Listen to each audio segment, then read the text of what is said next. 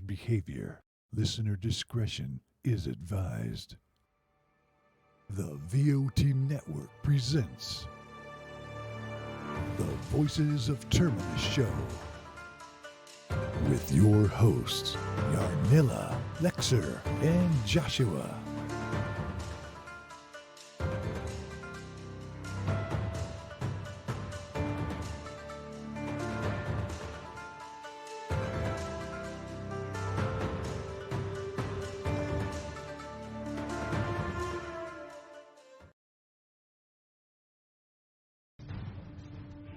Welcome everyone to the Voice of Terminus show.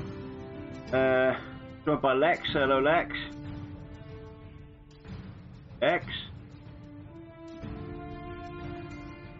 X. Yeah. I'm here. Why? Ah, you were hanging for a minute there, buddy. Say hello to everybody. Hi. I don't know where the issue came from there. Like Lex is having some spikes or something. Anyway, so we're here to talk about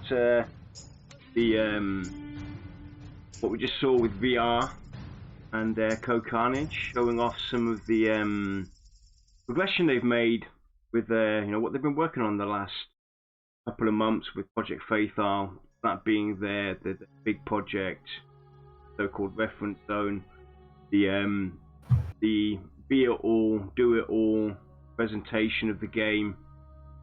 And yeah, so Lex, let's jump right in, shall we?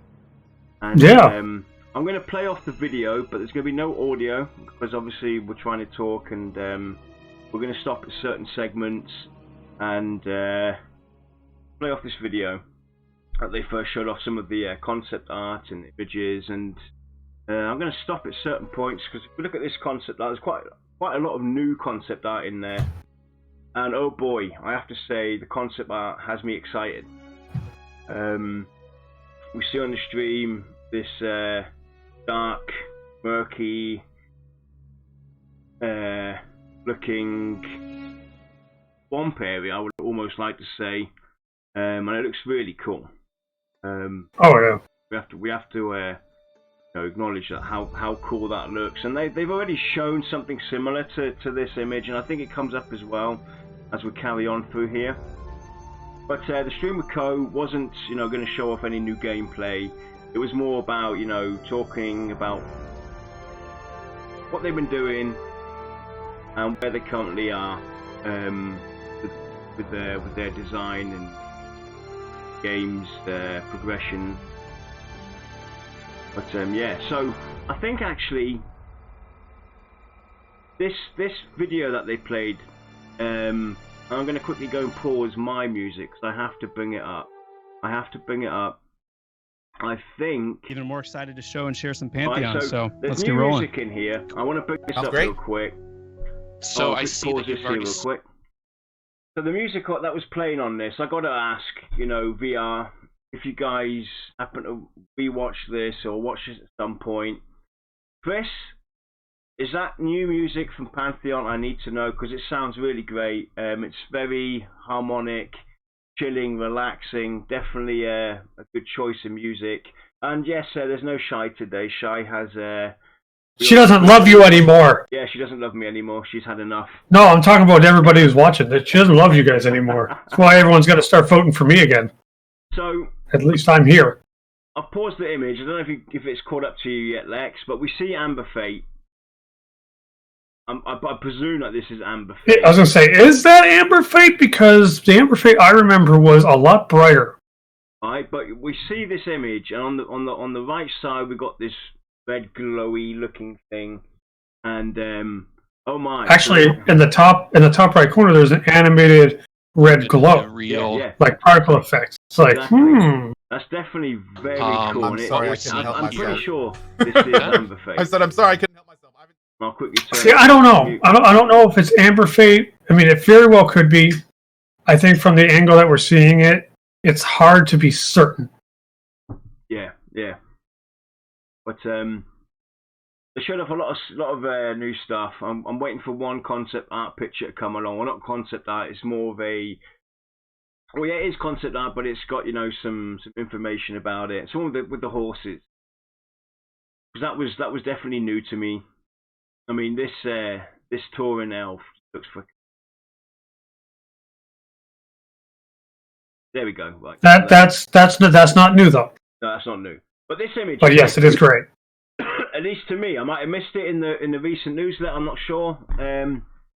The concept art with the horse and everything. Yeah. I do believe that one is new, or at least I don't seem to recall it. Yeah, and the level of detail, right? If you read through some of these notes on there, the level of detail they put into it, seeing that basically at the bottom you've got the red moss covers now claims the corpse as part of its own. That's pretty cool. What would be really, really cool would be if this was perhaps a precursor to like a decay system for corpses. Mm. I mean, I'm not saying that it is, yeah. but I'm just saying stuff like that would be interesting. But it's interesting actually to see even horses, right? Mm-hmm. In a dead stance. Does that mean that our mounts could presumably die? That would be pretty cool. Yours maybe. Huh? I said, well, yours maybe, not mine. Why won't your horse die? Because it's already dead? Well, that, but also because, I'd be the one protecting it. Yeah, so I do apologize as well, people. I'm coming off from a bad, infection of flu, so I'm still quite getting there. So if I happen to cough, it's something I can't control. I'll try and mute myself before it happens. But yeah, so a lot of juicy tidbits to see throughout this stream. No real massive info drops. No. I mean, but there's a lot of little bits to chew on.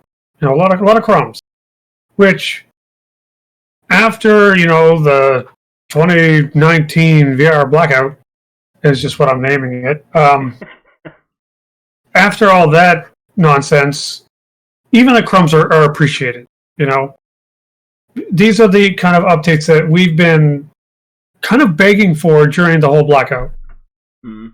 And it is very nice to see that, although a lot of people, myself included, were a little bitchy about the whole blackout, that they have listened, they are taking steps to correct it. So I cannot say that I am disappointed simply on that fact alone. Yeah, definitely. So here's another concept art, and we've already seen this in the first newsletter stream that they did. Not from this angle, but I'm going to presume it's a part of that zone that they were hinting at with the concept art. It looks like those lava geysers or whatever would seem to hint to that. So or at least is that a dragon skeleton? Honestly, it looks like a snake. Yeah, or a snake. Yeah, even it could be right. Yeah, to me, it looks more snake than dragon. Yeah, that looks pretty freaking cool. I mean, if that's what the concept art looks like, and that is actually going to be a part of the zone, oh my word, I can't wait to explore that and run through there, because when we get to the actual reveal of Project Faith, I was just so excited with the whole atmosphere that it brought up, and we'll get into that in a minute. But we'll let this play this out because I want to talk through some of these concept arts. It's definitely, you can see that progress has definitely been made. The money's been put to good use, as they've been saying during the stream. They're a crowdfunded game, and they have definitely been working tiresome on the game, even in the 2019 blackout, as Alexis said. Right. You can definitely see progress has been made. The amount of detail that goes into the productivity into the newsletters, and since you brought that up, go on. I do want to say that I'm very happy that they explained how funding affects them. The fact that they have to contract people out. It's not like, oh, you're on the team and you're just volunteering your time. It's we have to pay you on contract. nobody freaking believed me when I was saying this. So I'm very glad that they explained that a little more thoroughly for some of the people who might not be familiar with how this kind of stuff tends to work when you don't have a large or deep pocket studio behind you. Yeah. Definitely. So most of these images have been released in the Fire newsletters. Yep. Which is not a bad thing to show them again, because a lot of people might have missed it. There was a lot of new folks that are just coming in to see Pantheon for the first time, and why not show them? Exactly.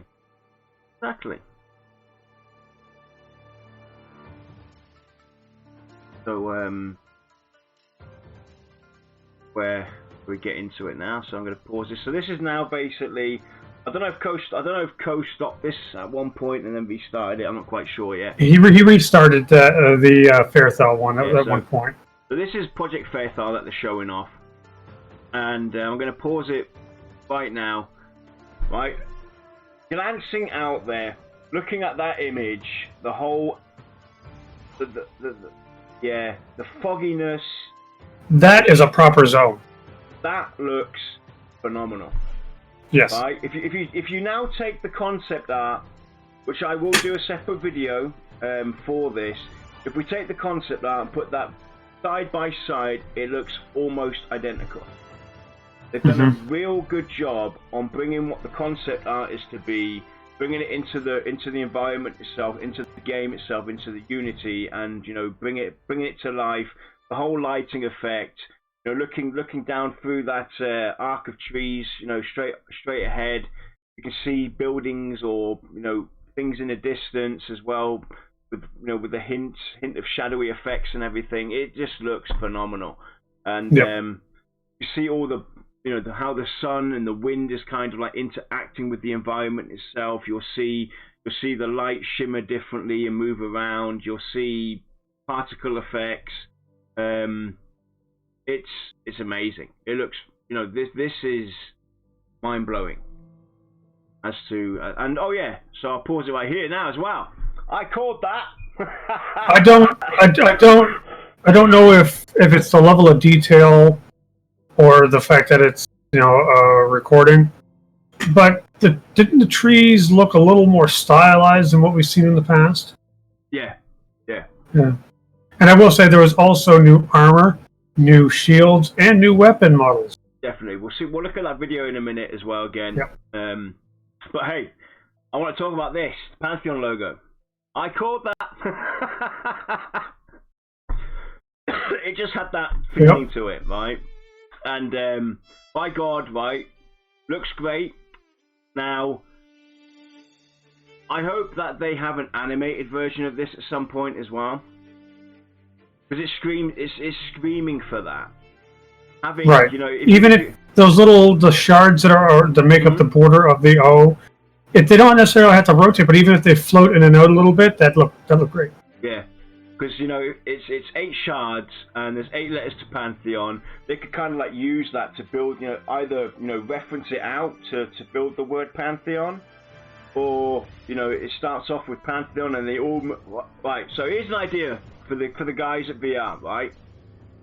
What you want to do is, when you have your Pantheon logo, have it flashy, floating a bit, this, that, and the other, and then basically the P-A-N-T-H-E and the N form into that O. They fall into that O. You have the shards rotating. You now zoom in closer and closer and closer towards that little. We'll call it the planet Terminus. But I'm going to call that centerpiece. That's the planet Terminus. You zoom into that, and it gets bigger, and then you go into the game itself, and then boom, that's how you kind of like introduce the world itself. I mean, that's what I would do. Just saying. Yeah. I understand the whole reveal process. I think personally, to me, it felt a little overdone, but that's not a bad thing. So, teach their own. Because when the first 2 or 3 images were released, I'm sorry, the only thing I thought was slow-mo gnome flatulence. That was all I could think of. I was just like, I need to stop looking at these photos because it's not going anywhere good. Yeah. But the new logo looks great. You can see a lot of inspiration from like the EverQuest lettering. Yeah. Even the black backplate, I've seen that done on EverQuest. I've seen that done on some Lord of the Rings stuff. It's not. I'm not saying that they're taking it from there, but you can certainly see the inspiration, and it almost gives you this really familiar feeling, even though you're not really familiar with Pantheon. And the new logo, though, right? All seriousness aside, all seriousness. Sorry, not aside. We'll bring this in. All seriousness, right? The new logo, though, definitely screams for an MMO, right? Like Lex has pointed out, the Rise of the Fallen bit. You know, we've seen that done time and time again, where you'll have a different title in there. It fits, though. It fits. You know, this new logo definitely suits Pantheon MMO as a game itself, and I'm looking forward to it. I'm looking forward to seeing what they do with this and where they go. I can almost picture the box cover now. It's got me really excited. Having seen that Pantheon Rise of the Fallen. Only thing I'm going to say is that now that they have a new logo, I have to get a whole new set of shirts. Yeah. Damn it. Yeah, VR. But it's still the same text. It's still Omnia text, but they've modified it slightly. For those out there wondering, what font this could possibly be now. It's still the Omnia, at least for the Pantheon, with the P and the N modified. Suit them obviously better. Yeah, and I will say, like, just overall, what we've been seeing artwork wise, the level of polish, I'm actually very happy with. Yeah. So this next section basically shows us something never seen before. Actually, I lie. It looks like my front yard. I'm going to say basically, right, so they already talked about this, Lex. You want to quickly fill us in before I finish off and say what I want to say to this? So, what we found basically, they're just saying that this was kind of like a little shot towards the rating section of everything. Yep. And honestly, I like the design.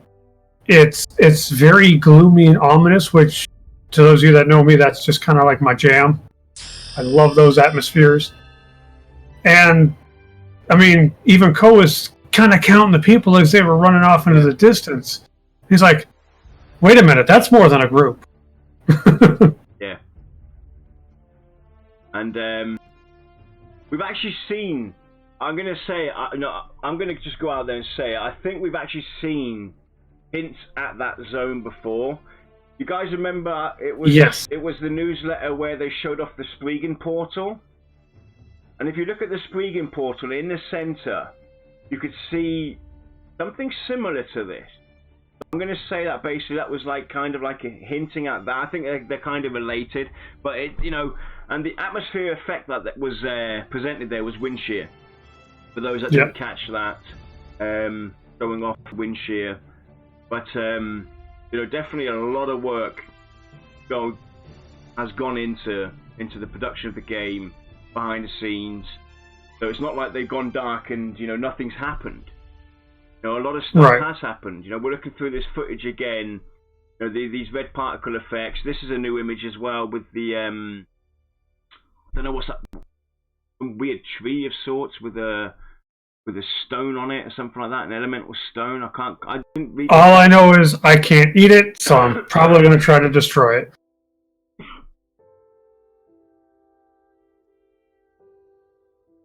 See, this is what happens when you send someone who's like an ocean away a box that you cough in when you're sick. You infect the whole continent. Just a heads up.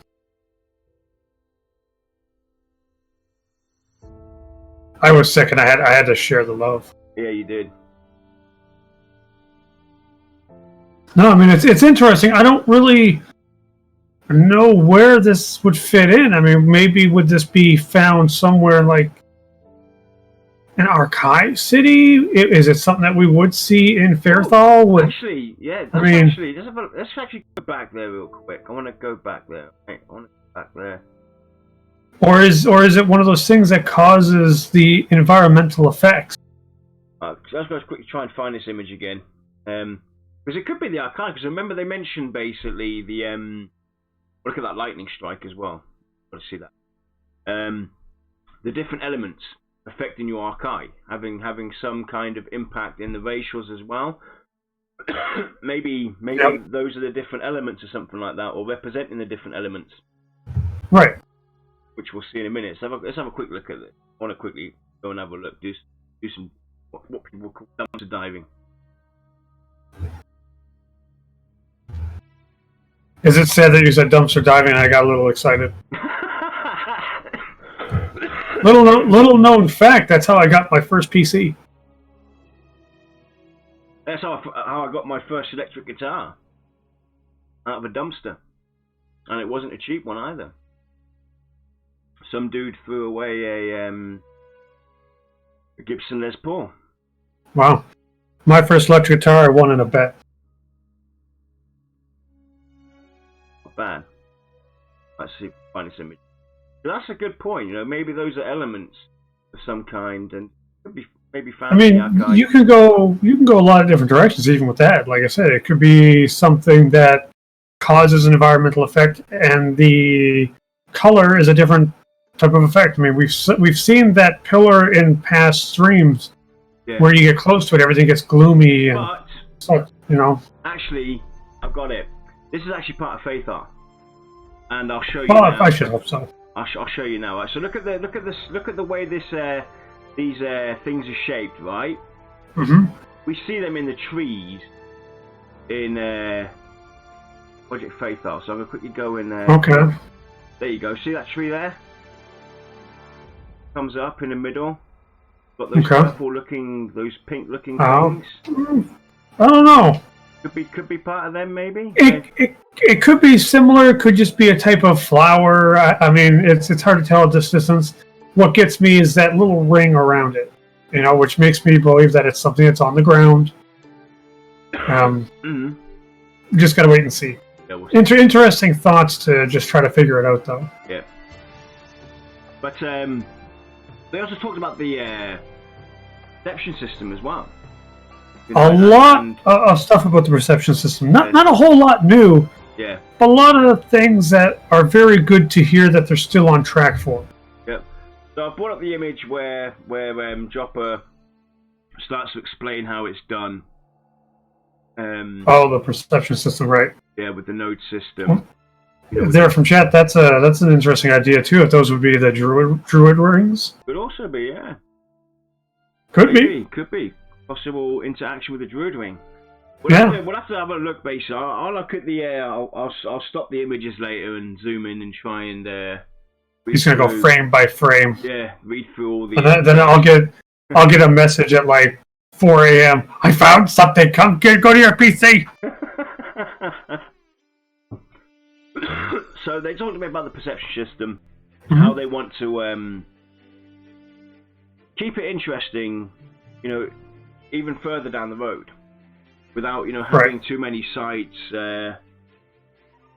out there that reveal. Without it just basically being a walkthrough. Yeah, being a walkthrough, basically. That's where this node system kind of comes in, because it offers them ways to add twists, turns, and go different directions, and so it definitely is a very interesting approach to go about this, because if we carry on, I'll just play this through because he goes through it, but we'll see some different aspects of dialogue. This is where you basically make your choices, and if you've got an item, carry on to the next one, or you go down to the, depending on what you answer, you got it, you haven't got it, you go down to the next, and then so forth and so forth. So it's a typical step by step how it goes through the process. I mean, it's a very nice looking system just from glancing at it, but it is a pretty standard node system. Yeah. What really would shine is just what you can do with it, which you're not going to know unless you're using it. But I mean, it's very easy to follow. I can see the flexibility. I mean, you can follow from left to right and go, there are different ways to get to the end. And it's just a way to map out the dialogue options for an NPC. Yeah. which is nice because if you look at, say, like EverQuest or World of Warcraft, it's a pretty straight line. Do this, it's done. Say this, kind of thing. You know, maybe offer a new quest now.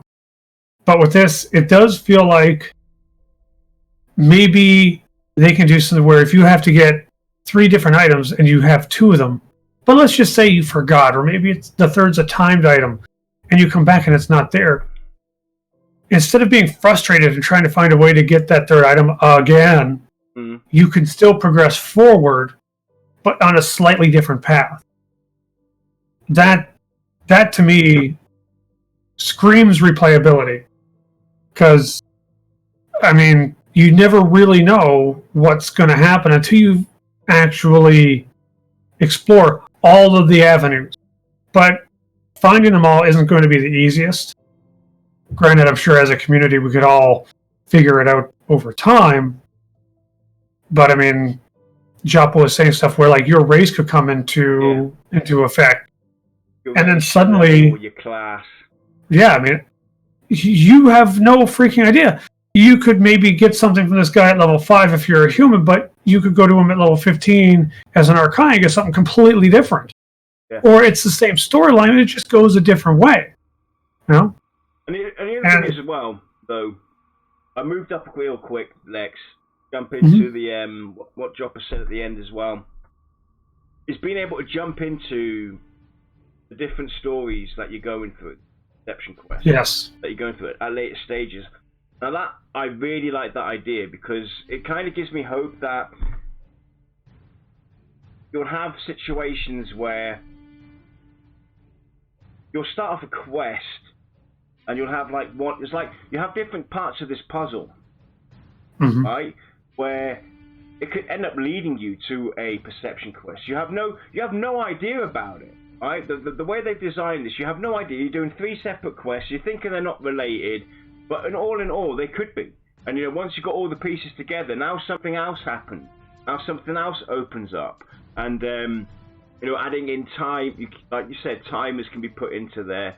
That it's easy to disable or modify, you know, the quests or spice it up a bit, change things about. It gives me hope for the dynamic system having night and day cycle. Where, you know, hey, guess what? It's now night time. It's now reached this time of the day in Terminus.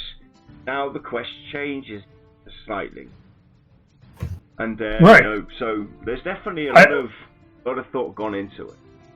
I really love the idea of, like, saying different entrances or on-ramps, as Joppa said, into the same storyline. Now, that doesn't necessarily mean at the same point as somebody else. But it gives you the chance to take the same story and offer it in different ways to different people. And honestly, that's what's really been missing from a lot of quest systems in MMOs. You know? Yeah. It's super refreshing. I'm glad that they didn't backstep, I guess, on what they said they wanted to try to do with the perception system. So, yeah. I mean, I'm ecstatic. It means I can run on a different character in the same place. Maybe I want to do a Scar Necro as well. And you know, I'm not going to have the same experience, you know? You're not going to get that quest at the exact same time as you got it, you know, with your Scar Diamond. There might be spots where I'm familiar with what's going on, but I'm not doing the same thing. Yeah. You can see these examples, like basically how they go in different directions and have different turns, and they've obviously blacked out a lot of dialogue there. So because it gives everything away. Run that through a filter and see if I can. they blacked out ones for like who the hell do you think you are? You're like, get away from me. Excuse me. No dying on stream. Just saying. And, well, it's been a while, Grizzly, since we've snuck in a midweek stream. Thank you, Cohh and VR, for giving us a chance to do a post-recap. It's been a long time. But this next portion of the stream, this was for me the most exciting part was concept art. From concept art to how he got involved with the UI and everything, and how the different layers came about, and I absolutely love this portion of it. yeah. I mean, everything that was said, right down to, like, for the perception system UI, it has to be different, but it has to be familiar to your regular UI. And what they were doing was thinking, or the artist was thinking of stuff like, this is supposed to represent a fleeting thought. How do we represent that visually? And that is incredibly interesting, at least to me, because of all the things that was said to bring this together. Stuff like, the slight shifting aura, the tint, and how it's there, it's flashy, but if you look at it, it's really not super distracting. Which, when you think animation, like from some of these Korean ones that I've tried, where they have animated borders, all you see is that freaking border because it is so bejesus bright. And while that blue is rather bright, I'll admit, it's not like vomiting in your eye sockets kind of bright. And I'm partial to blue, so of course I'm going to like it. If that were an option, that would be fantastic. Likely a lot of work for a little game, but if someone feels up to the job, I certainly would tip my hat. And I guess there is a lot of purple too, not just blue. But I like blue, so I see blue. Oh, the gas bat or whatever it was called. It was awfully loud.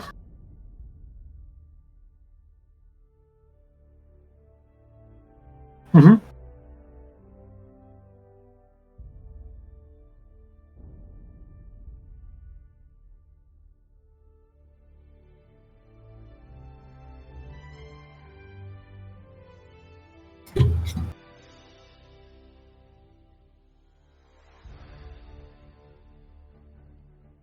Yep.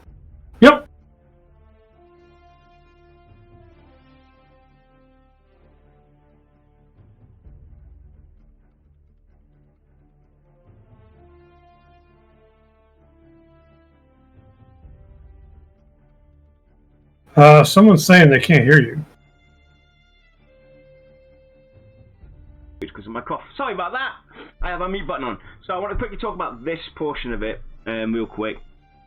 Because this basically is a defining change as far as I've noted. On the right side you've got the typical, your standard quest window where you accept, decline a quest, the dialogue obviously in it, without the particle effect. And on the left side you've got the perception one.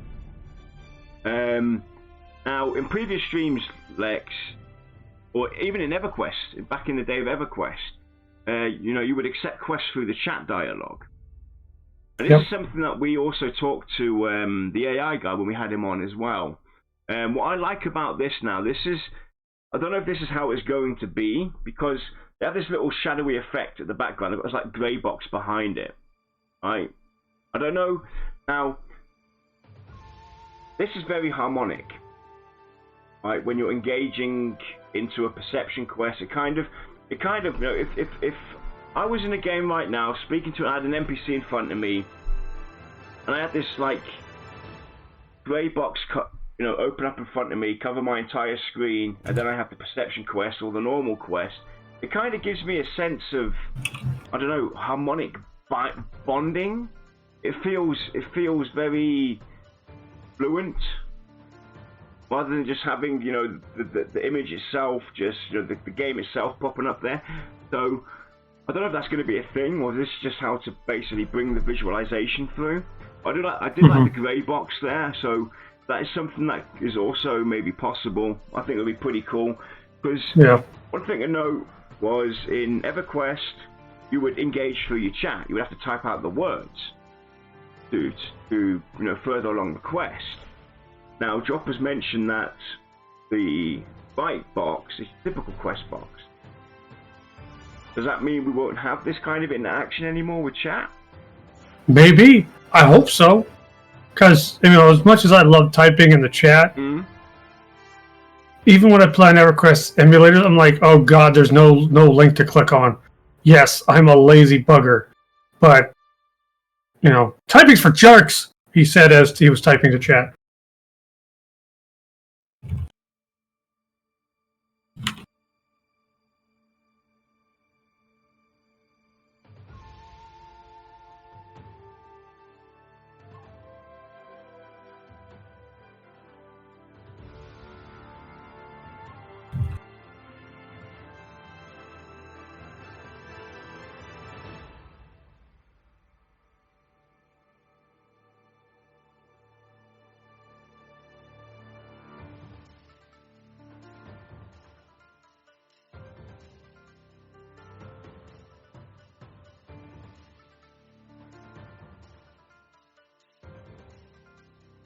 I think mute is back on.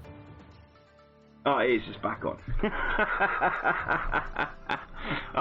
Hey, Cohh. He tries not to cough in your guys' ears, and he ends up muting himself, and he ends up making my life a little better.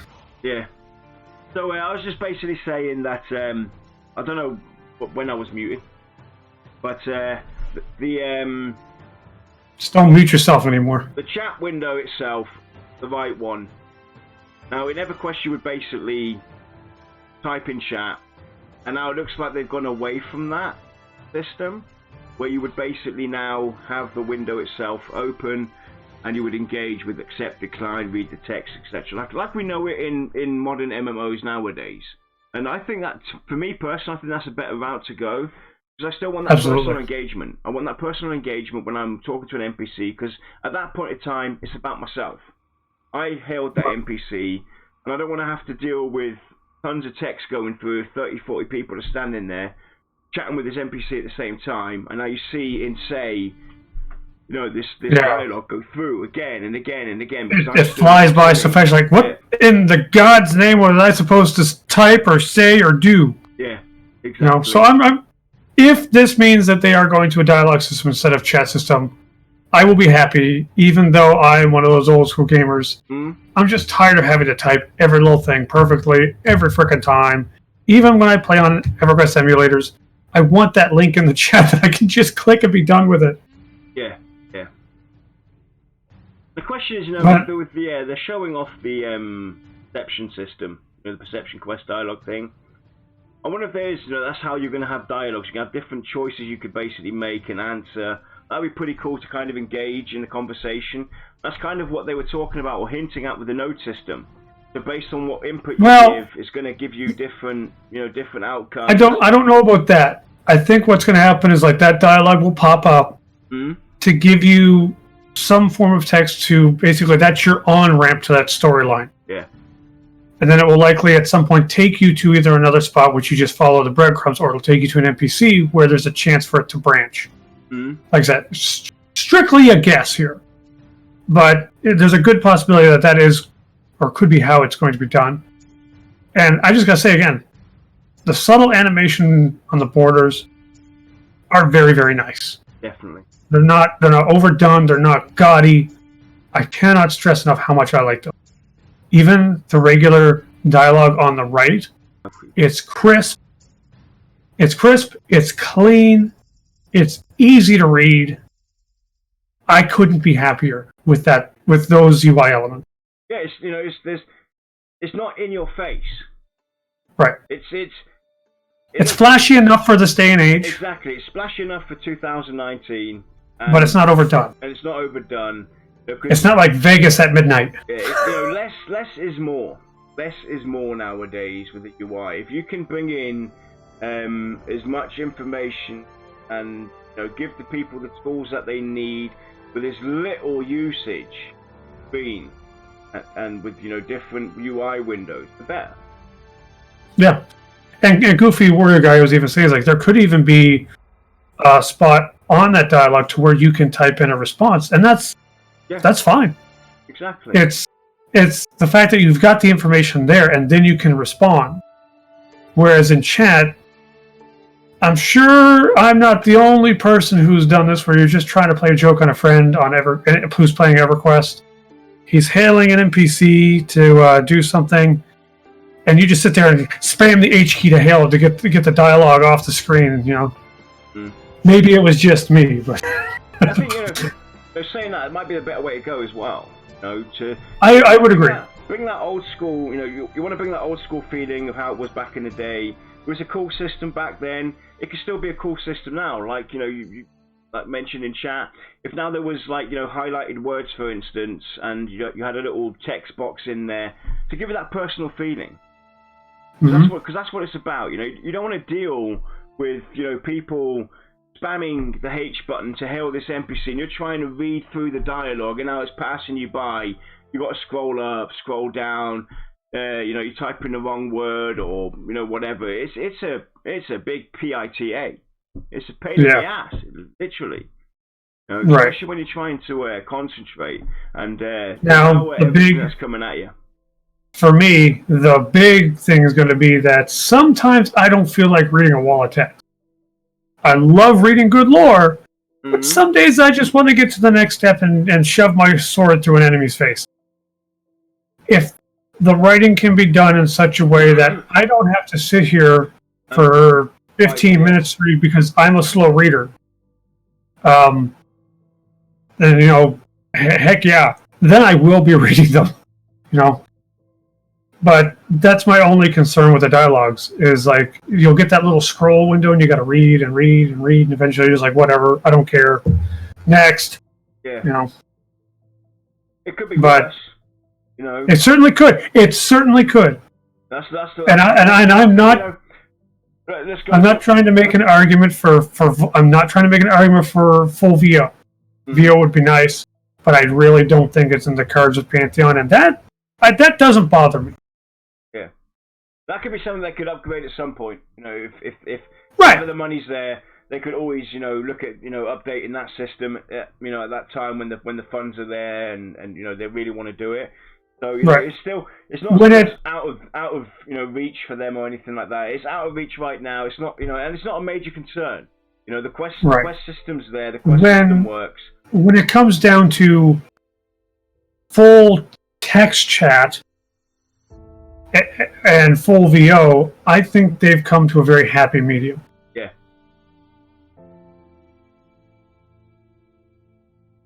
Sorry if I'm a little distracted. One of our cats is not feeling so well, so he's sitting on my lap all cuddled up. No worries, buddy. Yeah, so it's definitely looking very, very new. So if that's what the UI looks like now, we can obviously means that there's going to be a complete UI revamp. The current UI, or at least a reskinning. a reskinning of it, at least. So I can't wait to see what the UI in its entirety looks like as well. The color choice that they've taken, I think, works perfectly. That's darkish blue, grey, shimmer. Looks really, really nice. It gives it that sense of fear as well. What would be really cool? I mean, Goofy Warrior Guy was talking about like skinning for add-ons and such, which I might be remembering it wrong, but I do believe way back when they did say that they did want to add add-on support for skinning, not for functionality, but for skinning. Yeah. So we will. Right, and the thing is, if they were to do something where like the UI colors are different for each race. Oh yeah. I don't even think I would work. I don't even think I'd try to skin it. Yeah, if they added like a different color scheme for the races, you have your standard theme, you have your individual race theme. But the thing is as well, believe it or not, I've never used any modified UI ever. Yeah, that's your loss. Alright, I never used it.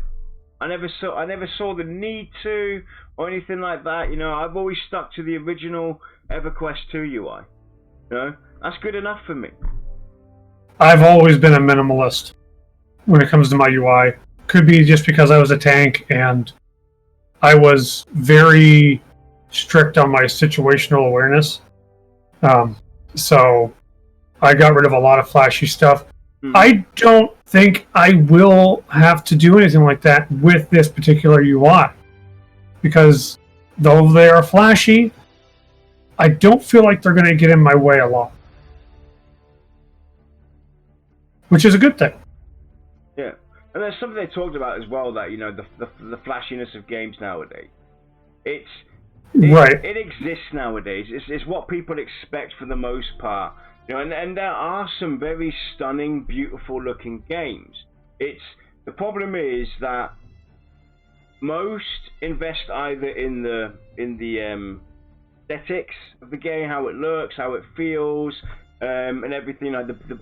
Everything has to look really flashy and nice, and therefore, the mechanics of the game start to suffer. The game doesn't feel like it's polished out and everything. Then you got games that don't look so good, but therefore they're pretty polished with the mechanics and the functionality of the game. And it's with nowadays, there is an expected level of graphical fidelity. Exactly. It's fine. And balance.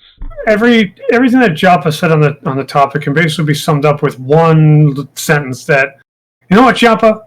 I will release the trademark. It's all yours, buddy. All glitter, no guts. That's what most games are nowadays. Okay? And there is glitter. There's not a ton of glitter in Pantheon. No. But it's enough. MMOs shouldn't really have a ton of glitter, but we won't get into that.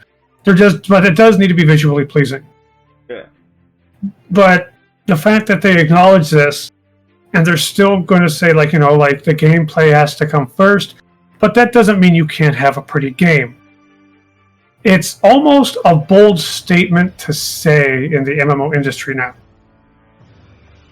And so far, assuming all the UI elements come together nicely and work smoothly, I think they're going to pull it off.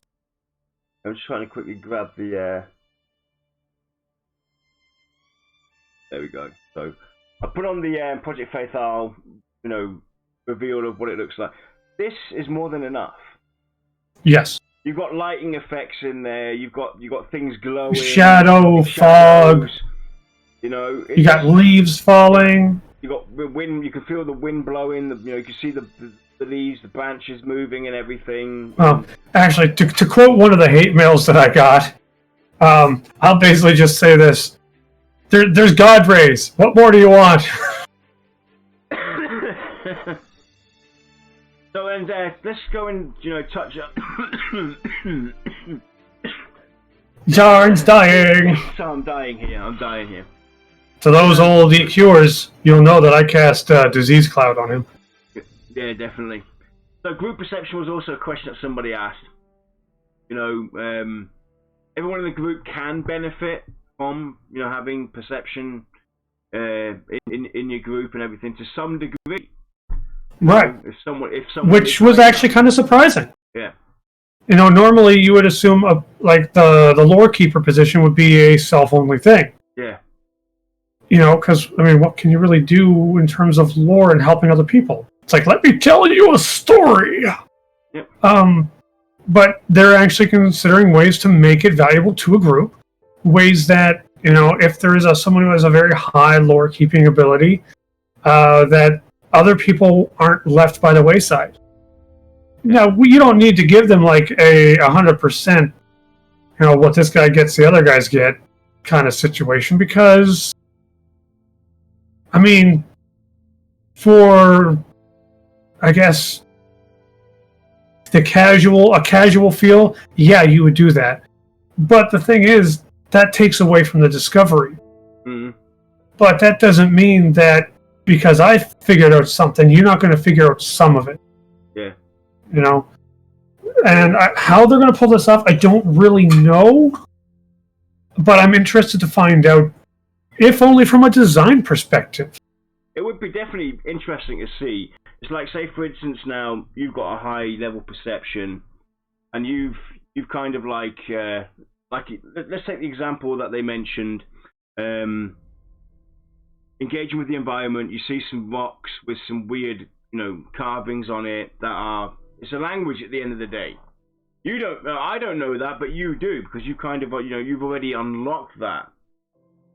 Maybe, that's a way of them, I don't know how they could weave that in, but say for instance you've got that and I haven't got it, but you've now joined my group, all of a sudden, the perception kicks in saying, hey, you should take a closer look at this rock. You know what it could be? Rock, and all of a sudden, I understand or get a hint at what this could possibly be. Just as an example, what it could be is, say there's, like you said, there's ancient writings on a stone. Now, maybe you as a high-level lore keeper, you know that whole message. Mm-hmm. But because you're the one that discovered it and I'm too low to have discovered that or understand them, maybe I get a couple letters, which are just hints. Yeah. It might just be enough to where I can sit down with a piece of paper and try to fill in the blanks and figure out where I got to go for the next step, which could be like you have to put in the effort to get to the next on-ramp to get into the storyline. I mean, I would be all for that, but the problem would be that you have to figure out a way to make that puzzle different every time. Like maybe the letters that are revealed would be different. Because the minute you do something like that, which is static, it's going to be on the internet and it's going to be easy for anyone to do. Yeah. I do like the fact, though, that, Potential Keeper can grant others, ways to assist other players, similar to, like, crafting, like you mentioned, with, like, crafting, a special key, give them that key, and then off they go and unlock a special door. That was super interesting, too, because it kind of got me thinking about Lord of the Rings. Where it's been a while, they had to do that, like what was it? In the moonlight, they could see the door. Yeah. Was that in the Moria? No idea. No. I forget. It's been so long. I gotta watch them again. But you could do something like that, where it's like you can just give them a hint or tell them where it is, or maybe it's a secret word that they have to know in order to get in.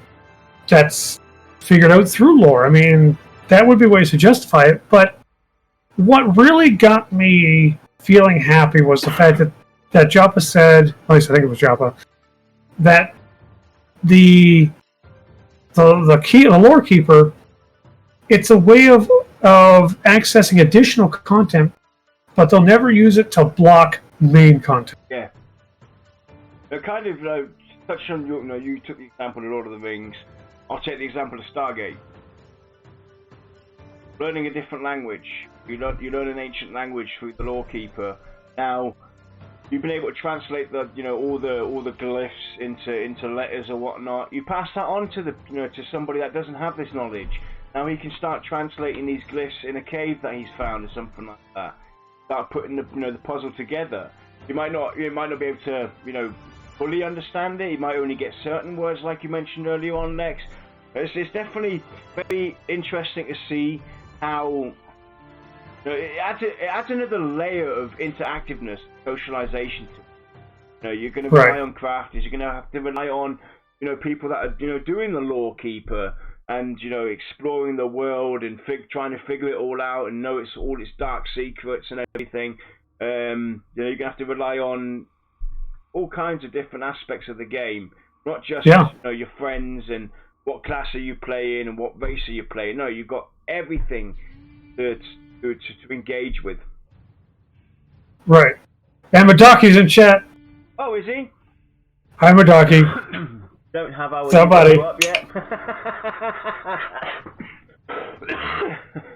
He's already dying. What more do you want from him? Buddy. No, I don't have it up yet. It'll be changed. It will be changed at some point. And the whole example of using crafting to describe perception really helps put it in perspective. Yeah. Because perception is a whole new system that we've never really seen before. So a lot of people might have a hard time grasping what it truly is. Yeah. And that's not to say that it's going to be like, oh, I've got to go to a station and make some stuff. It's like, well, no, but if if you do have that option through being a lore keeper, being able to create items for players, that's great. Yeah. You know, that's a whole new side of the economy and everything. But even his example of saying, like, having a crafter maybe crafting a key, I got a little excited. Well, it's one of those things, like you said, Lex, it's one of those things where it's not going to interrupt your style of play. If you don't want to be a lore keeper, fine, you don't have to be. But there might come a point in time where you might have to reach out to one, right? So you have this magical scroll. It's got these hieroglyphs on it. You don't understand it. You bring it to a lore keeper. He starts, bribing it and doing reading through his dictionary of hieroglyphs and translating this for you. Right. That's the prime example of how you can connect or how you can actually perceive the perception system itself with regards to crafting. The crafter would craft an item for you that you take off of him, and that's it. You're done. You don't need the crafter with you in the group. And the same goes with the perception guy. You seek out somebody that has a high enough skill or understanding for a certain knowledge or item or whatever. You go over to him. He translates this scribe for you, this scroll or something like that. Translates this scroll, passes it on to you. Now you've got a translation. Now, if that helps you or not, gets you any further, or how far it's going to get you, is still up in the air. But that's a great way of kind of explaining what perception's level of depth can be. The interesting thing will be to see if perception can be gained passively, like just running through and be like, oh, you found something, perception, now you got better perception too, or if it's going to be a skill up as part of a reward to different sections of a storyline. I hope it's actually a mix. Well, I do too, but the thing is, like, if it's mostly passive through discovery and not through completing of nodes in a storyline, then Lore Keeper will be one of those things where it's like you might as well just get it. There's no optional. It's optional, but it's not optional. But if it's like you have to do these storylines to increase your skill, now it is optional, but you have to actually sit there and think, is this something you want to do before you pick it up? Yeah. So I do hope for a mix, but I want to see more kind of skill ups through the nodes, completing the nodes, just because to me it almost seems like it would feel more meaningful to have that skill. You have the two skills. You've got the insight and the investigation. The insight is a passive one. Basically, the higher your skill is in perception and whatnot, the more insight you're going to have with interacting with the environment, certain letters, words, magical things, and this, that, and the other. Then you have the investigation skill, where you actively go out and look behind the tree, turn over every rock, and try and figure out what is this and why is it here and all this lot. And then also having it leveled as well, like Jopper said, and then adding that other tier of you're both Scar, but one's a Dialord, the other one's an Enchanter or whatever, and now, hey, Dialord gets this, the Dialord gets a perception ping, but the Enchanter doesn't. And I turn and laugh at the Enchanter. It's like, why not? There's so many factors that come into it, and adding these twists and everything. I hope they can find the right balance where, like you said, because that's an important thing as well. If it becomes one of those things where perception, you're better off getting it rather than you don't really rely on it. But if it has so much, it's finding that fine balance of where are you going to draw the line? What is perception actually going to do for us in game? What are the benefits of it that you're going to have story-wise? Because they've already said that it's not going to impact the main game itself and everything. It's going to be very interesting to see how they're going to find that right balance and how they're going to, make use of it. Right. It's one of those things that I feel like Pantheon is heavily invested in this perception system. Not a bad thing. Yeah. Because it is a very unique system. It feels like a make or break kind of situation. So I feel like this is something that really does have to be gone through with a fine tooth comb over and over again until you're 100% happy with it, because 80% won't cut it. Yeah. I just hope that they have, like, multi-tiered, and what we perceive as unrelated, to a perception storyline, big storyline, whatever. I hope they have those kind of things, right? Because I recently went into an escape room. I did an escape room for the first time, and thinking about this. Damn, he got out. Thinking about the perception system as well. It's kind of like how I would love to see it done. You got your one group of friends investigating, this part of the room or bookshelf or whatnot, and the other ones are doing this. It feels unrelated, but as you progress through, it starts to kind of connect itself together. You get like it's like seeking out parts of the puzzle. I would love to see a perception quest, or some of them at least, be something that takes me maybe months or even a year to complete, because I haven't got all parts. I wouldn't go that far. Right, so but you get my example, right? I know, yeah. It should be a more meaningful journey. But I mean, there's a fine line, because I feel like epic quests need to be a hard fight, both in game and almost with your own motivation. Yeah. So to do that with a lot of perception quests or storylines, sorry, I don't know if it would be for me then. Well, but I'm going to try it. So it wouldn't have to be either, though. Right? At the same time, it's a great way to add another level of intensity, storytelling, by utilizing what you already have in front of you with the perceptions. There's so many. This is a system that can branch out in so many different directions. They can always add to it. It's non-linear. Or they want it at least to be as non-linear as possible, with all different kinds of outcomes. And I think the perception system itself is going to be a system that's going to evolve over time.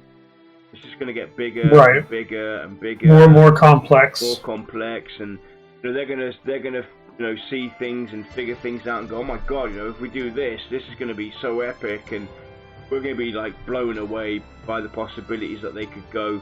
Because looking at the understanding of how they've done this now, the way they can actually engage with the whole environment, NPCs, you name it, so many things can get connected to this perception system, and I can't wait to see it. I can't wait to see it, and it's in it.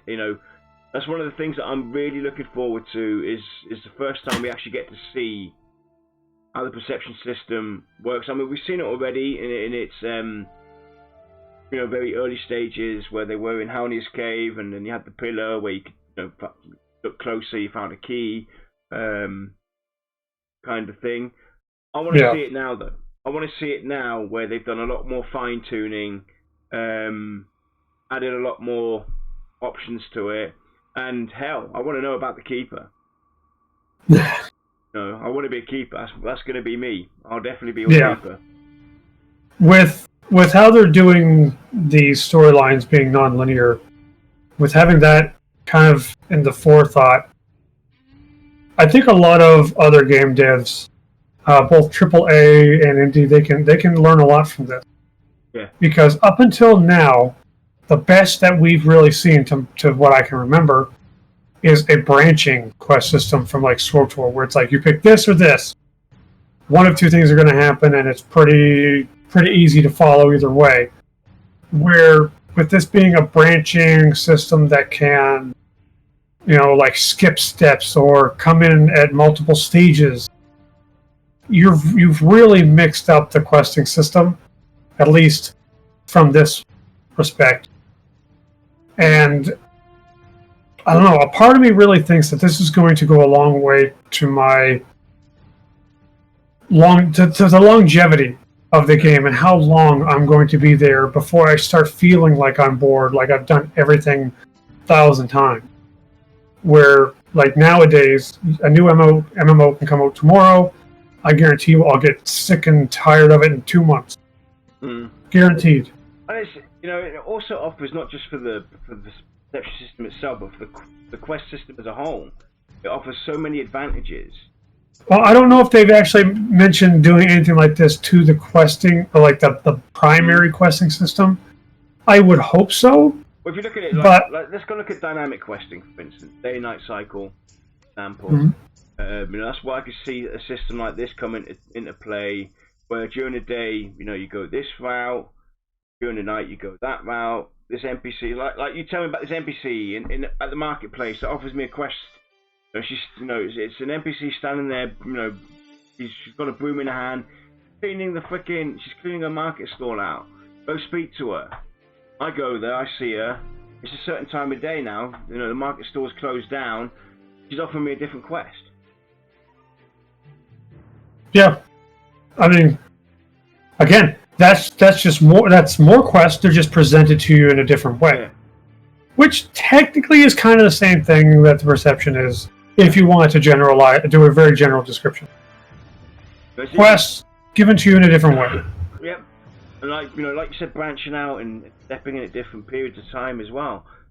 Right, and you probably see it in the chat here, where there is some legitimate concern about jumping in midway through a quest.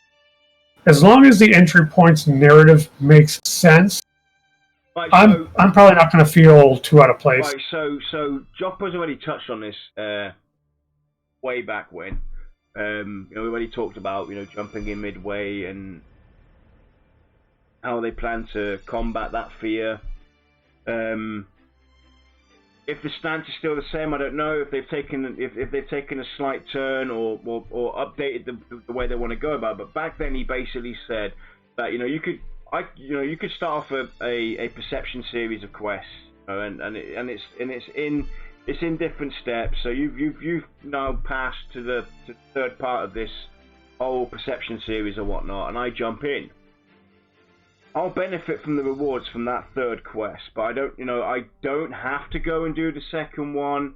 I don't have to go and do the first one, but I can carry on and still reap the benefits from that quest series, regardless of not having the prior steps, this, that, and the other. Or I can still go in and indulge in doing those at some point, or jump on and do those instead.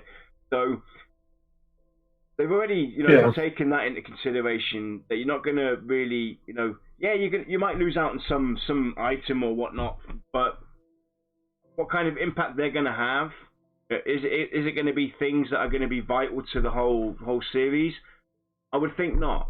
But you're still going to gain some rewards, and you can carry on going from there. It's you might miss out on some experience. You might miss out on an item that Dexter got from that quest prior to me joining him. But I can still reap the benefits now going forward and engage in a series. Because that's one of those things that really used to get on my nerve.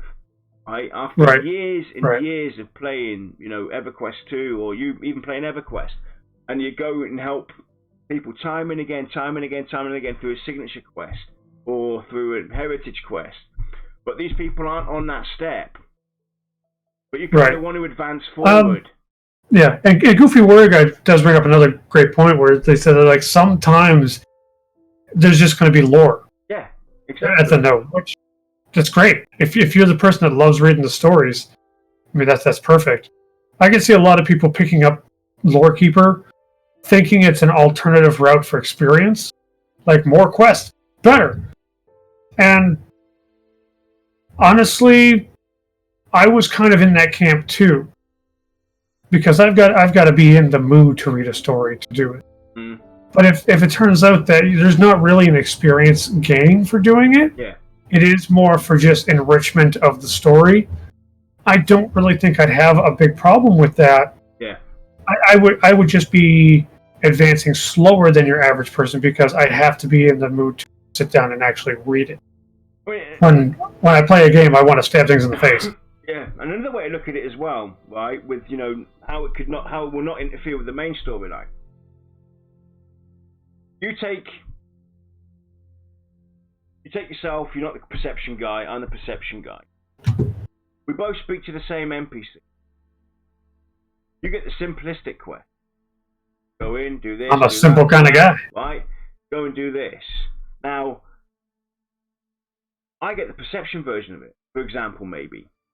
That gives me more insight into the whole coming about. Why this happened, why this, So we get both sent into a dungeon to go and kill some named NPC. Your quest might be different to what I've got, because I've got the perception version of it. Another way to look at it as well, that's another way of looking at. So you offer, different means, different ways to engage this quest. I might, unlock some ancient readings on a wall and things like this. You won't. You work your way through the dungeon this way and get to the NPC. I work my way through the perception way. That's also very intriguing to see as well. If that is something that is also going to be happening, where perception people get to engage in the lore more and go through it will be process. It will be an interesting thing to watch as more information comes down the pipeline to see how it's maturing. Because I'll be honest, I'm still kind of on the fence with if I'm going to participate in the perception system, being a lore keeper. Guess what? You're going to participate anyway, because you're going to be stuck with me in group, and I'm going to be doing perception. I'll be like, stop! I need to check out this room. I need to go and get out my magnifying glass and do some investigating. You guys, hold camp while I go in there, look underneath this rock. Oh, it's not this one. Let me go and check the other one. Oh, it's not that one. Shy, can you lift your foot? And you know what's going to be coming out of my mouth. Obviously, they're going to do that shit on your own time. Like I said, like Job even said, there could be benefits to the group. Yeah. Being a lore keeper, so it like I said, that could have a huge impact. Opens up new areas for us. Right. If it comes down to it, and all of a sudden you being a lore keeper gives us a new avenue in a dungeon that we haven't explored yet, then hell yeah. I won't even think twice. Like, it's worth having a lore keeper around. Yes, if it ends up just being like you had said, I need to check under everything, check under every corridor, basically check every rat anus from here to Fairthal, then we might have us a little bit of a problem, because there is a point where I'll get this nervous tick where it's like, I just want to go. So I'm good enough to unlock new areas for us. So Jan's good for that. Hey, you play with rat butts on your own time. Giving me time to explore a ruins or cavern or something like that, that's bad. Well, guess what, Lex? As soon as that perception ping comes up, oh, what's this? Well, I haven't seen this before. Look, we can now open up this locked trapdoor. I'll be like, I gotta go now, guys. Bye bye. We'll see. As long as you give me stuff to kill, I'm usually going to be happy. Yeah, it's definitely going to be very interesting to see it. The most important thing, well, I think the biggest take that VR have to definitely look at is how perception can play a role for those that don't take it. I think that's the main focus they should be looking at, is how can somebody that is a keeper engage with people that don't utilize becoming a keeper themselves. With the example with crafting, I think that's going to be, one of the biggest things that they could accomplish, and would be a lot of fun to have. You're in a dungeon, you can't get any further. You're in front of this magical door. It's got some weird symbols on it. You don't understand a word about it. Hey, is there some guy in here that understands? Can unlock this magic door or something like that. Anybody with a perception high enough? Who knows? Anyway, enough talk on perception. Some other things that they basically asked, they were talking about localization. There's a lot of people, a lot of companies have already reached out to them and are interested in doing localization. They're looking into it. Nothing concrete yet. Controller support was another one that people asked. There is a personal interest to the devs, but it's not something they're focused on right now, and it can be done at a later time. But it's not something that is going to make or break the game or cause any major issues. I would think implementing. It's going to be a very rare incident where someone has a disability that makes mouse and keyboard inaccessible, where a gamepad would. I'm not saying it doesn't exist. I'm just saying it's going to be rather rare. No, I was saying basically that it's something that they can implement without issue. Right, and with them using Unity, it could be a lot easier for them to do so. Yeah. And like they said, it's of personal interest to do it. So there's a good chance that if it can be done before release, it's going to be done. Yeah.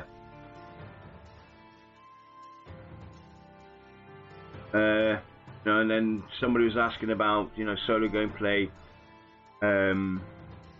I love the fact that basically what we heard from Cohh was that we don't need friends, which is good because I don't have any. Yeah, we don't have any friends. Next, I hate your guts. Hey, if you follow Twitter, you know we do. You're not my friend. See? We'll be friends when you pay me. It's true, right? You don't need friends for an MMO. Hey, no. Guess what? I'll tell you guys right now. Where I'm living right now in my town, I don't know anybody else that has an interest in Pantheon. Right? I hardly know anybody that plays MMO. Right? You know what you need to do now? What's that? You need to get like 2 signs hooked together with rope. Run down the street naked with that over you, and all it says is PantheonMMO.com. Well, I do have my T-shirts on where I have that on there. I have people come up to me and ask me about what what's this website or this and that. But I don't have any body that is actually hey, my next door neighbor or something like that is also interested in MMOs and this, that, and the other. You don't need friends. You don't. Actually, you friends. What's funny is I wore my VO T-shirt, the one that I'm wearing right now. I wore that to the RC track, and I had a bunch of people come up to me and their kids to ask me what this was. Yeah, it does happen. It does happen. Mm-hmm. That's that nails home the importance of merchandise. Yep. Which I won't get on that topic, so no, we're good. That's for a different time.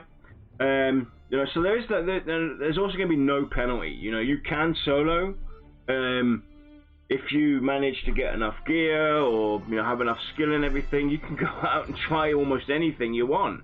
Really, at the end of the day, nobody's going to stop you or penalize you for doing it.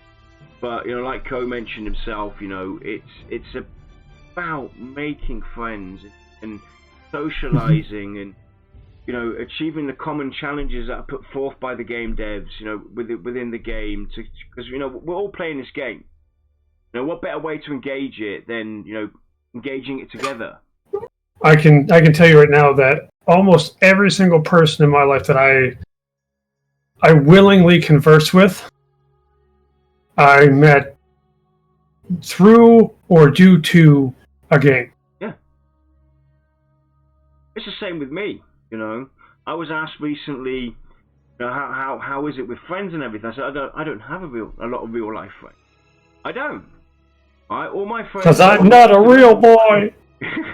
All my people that I call friends and family are the guys online in our Discord channel.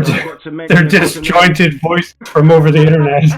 Exactly. Those are people that I consider friends. I'm not a people person. I just can't deal with people in real life on a personal level. Of course I do have some close friends in real life, but it's like I can count my friends on one hand. That's how many friends I have in real life, and it's not something I miss or need. I've got all my friends online. And what the great thing is as well? If I can't be bothered to deal with them, I can just shut them right off. Block list. Reality needs a block list. That should be thicker than a phone book for me. Yeah, so yeah, but it's true. You don't need friends to play an MMO. You make friends when you play an MMO. I remember my first time playing EverQuest 2 and then going into TeamSpeak, because that was, back in the day, Venturedo, TeamSpeak, those were the programs you use. I remember the first time going in there and then sitting down with this one guy, and then the other people got into the voice chat, and it's like, this is so cool. I'm talking to people from God knows where on this planet, playing this game together, and having tons of fun. What ended up being like, I've got half an hour, ended up being like an 8-hour session. And we have to do this again, and I'm adding you to my friends list. But like they said, if you have the skill and you know how to play a character, you make a name for yourself, this, that, and the other. If you're not a douchebag. I've already made a name for myself, and it's not a good one. But yeah, overall. Well, I'll make my character, and I'll just tell everybody that I reserved the name to get back at Lexer. Yeah, but overall, very good stream. Very Yeah, interesting. I'm happy. Like I said, not a lot of juicy details, but enough to chew. Definitely. Madaki, if you're still around, I kind of want to know when you're going to be on there. Like and don't tell me you're not. You're going to show up on one of those newsletter streams. You just got to tell me when. Yeah. And the 21st of this month is when they officially kickstart their newsletters in the bi-weekly process.